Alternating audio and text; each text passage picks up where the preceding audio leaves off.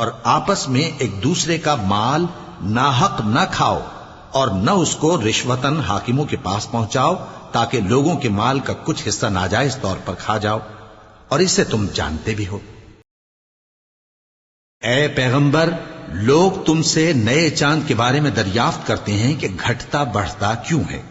کہہ دو کہ وہ لوگوں کے کاموں کی میعادیں اور حج کے وقت معلوم ہونے کا ذریعہ ہے، اور نیکی اس بات میں نہیں کہ احرام کی حالت میں گھروں میں ان کے پچھواڑے کی طرف سے آؤ، بلکہ نیکوکار وہ ہے جو پرہیزگار ہو، اور گھروں میں ان کے دروازوں سے آیا کرو اور اللہ سے ڈرتے رہو تاکہ کامیاب ہو جاؤ۔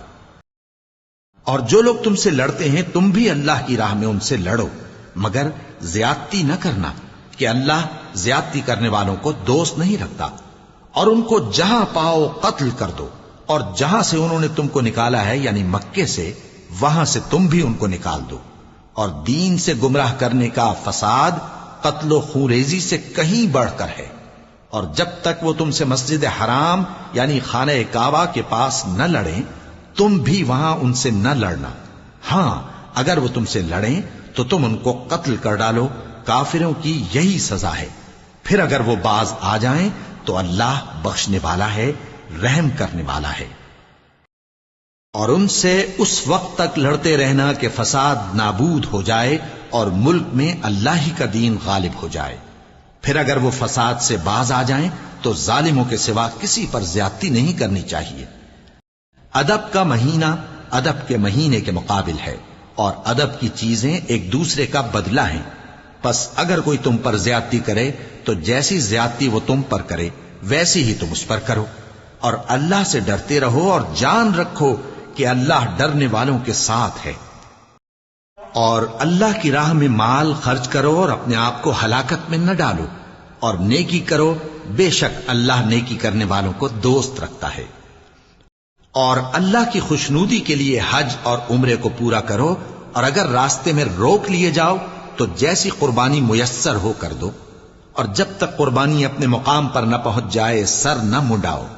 اور اگر کوئی تم میں بیمار ہو یا اس کے سر میں کسی طرح کی تکلیف ہو تو اگر وہ سر منڈا لے تو اس کے بدلے روزے رکھے یا صدقہ دے یا قربانی کرے۔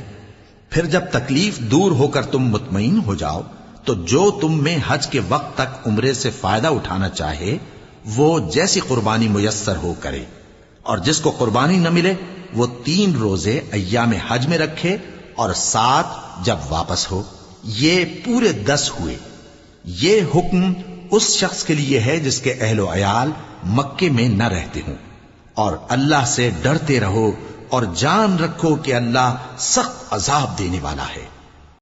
حج کے مہینے معین ہیں جو معلوم ہیں، تو جو شخص ان مہینوں میں حج کی نیت کر لے تو حج کے دنوں میں نہ عورتوں سے اختلاط کرے، نہ کوئی برا کام کرے اور نہ کسی سے جھگڑے۔ اور جو نیک کام تم کرو گے وہ اللہ کو معلوم ہو جائے گا۔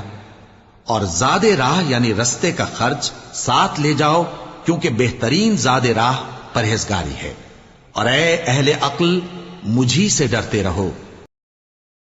اس کا تمہیں کچھ گناہ نہیں کہ حج کے دنوں میں بذریعہ تجارت اپنے پروردگار سے روزی طلب کرو۔ اور جب عرفات سے واپس ہونے لگو تو مشعر حرام یعنی مزدلفہ میں اللہ کا ذکر کرو، اور اس طرح ذکر کرو جس طرح اس نے تم کو سکھایا، اور اس سے پیشتر تم لوگ ان طریقوں سے محض ناواقف تھے۔ پھر جہاں سے اور لوگ واپس ہوں وہیں سے تم بھی واپس ہو، اور اللہ سے بخشش مانگو، بے شک اللہ بخشنے والا ہے، رحمت کرنے والا ہے۔ پھر جب حج کے تمام ارکان پورے کر چکو تو منا میں اللہ کو یاد کرو جس طرح اپنے باپ دادا کو یاد کیا کرتے تھے، بلکہ اس سے بھی زیادہ۔ اور بعض لوگ ایسے ہیں جو اللہ سے التجا کرتے ہیں کہ اے پروردگار ہم کو جو دینا ہے دنیا ہی میں دے دے، اور ایسے لوگوں کا آخرت میں کچھ حصہ نہیں۔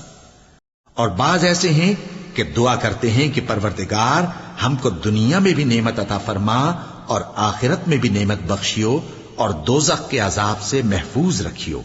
یہی لوگ ہیں جن کے لیے ان کے کاموں کا حصہ یعنی اجر نیک تیار ہے، اور اللہ جلد حساب لینے والا ہے۔